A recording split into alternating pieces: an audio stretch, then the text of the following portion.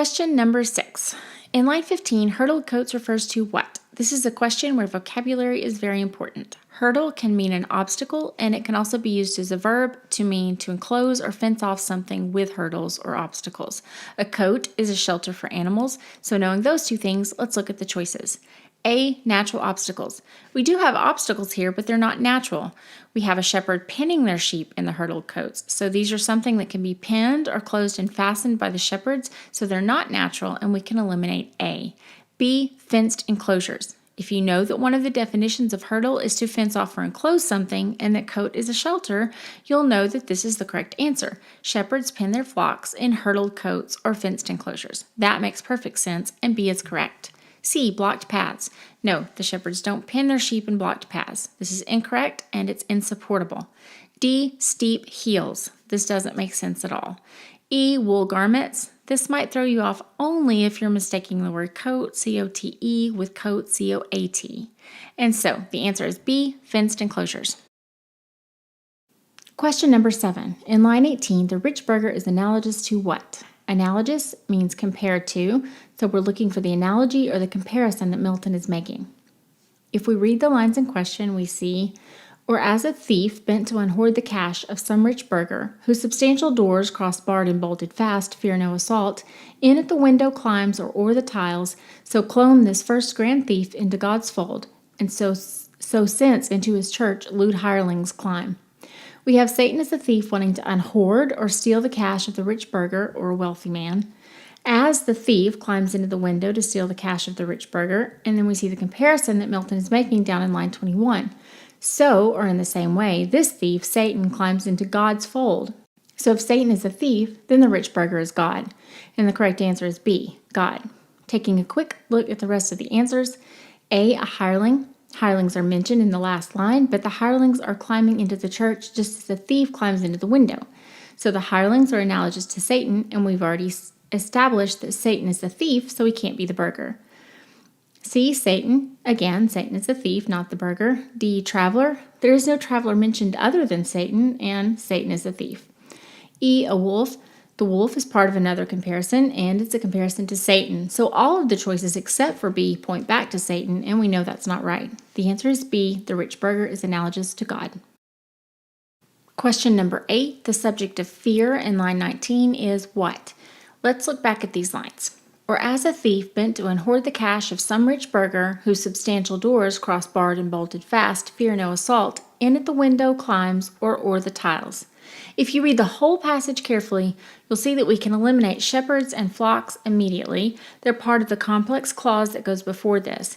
If you read these few lines carefully, you'll probably come to the right response. But if you're uncertain, notice that fear requires a plural subject, and burgher and thief are both singular. A burgher fears, a thief fears, but doors fear, so the correct answer is doors. The rich burgher's doors, cross-barred and bolted fast, fear no assault. You can cross out this extra information, cross-barred and bolted fast, and you have the rich burgher's doors fear no assault. So the correct answer is B, doors. Question number 9. Which of the following lines most probably contains a commentary on the poet's own era? Era, of course, means time period, so which of these lines probably contains commentary on the time period in which the poet lived?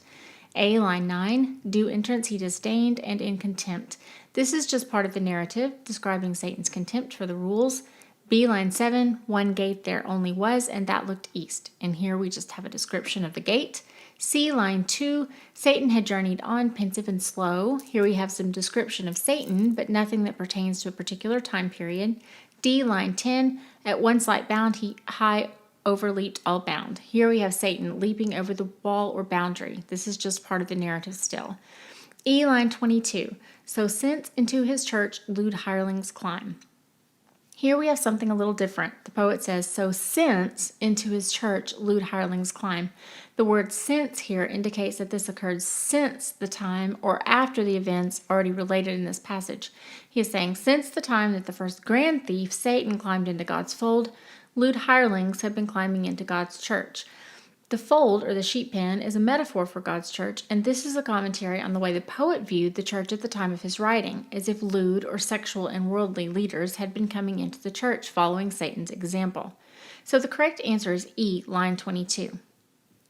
Again, because it's good to know things, the word hireling here means someone who is hired or works for money, and this is an allusion to the book of John, chapter 10, verses 12 and 13 in the New Testament, where Christ is explaining one of his parables, and he identifies hirelings as those who are supposed to be leading and taking care of God's sheep or the Christians in God's church, but they don't do a good job because they're hirelings. They're just working for money, and they don't really care about the Christians in their charge. Question number 10. The imagery in the passage suggests all of the following about Satan except his what? Notice that this is an except question, so you're looking for which of these things Satan is not. This is also another good example of a question that underscores the importance of having a robust vocabulary. So let's look at the answers. A. Unscrupulousness. This refers to having no morals. Since Satan is a thief, we can say that he can be described as unscrupulous, so A is incorrect. B. Stealthiness. This refers to being sneaky, being quiet and careful and avoiding notice. Satan is a thief. He gets into the sheepfold by going over the fence. He's compared to a prowling wolf and a thief who sneaks through the windows of the burgher's house to rob him. So we can also say that he is stealthy.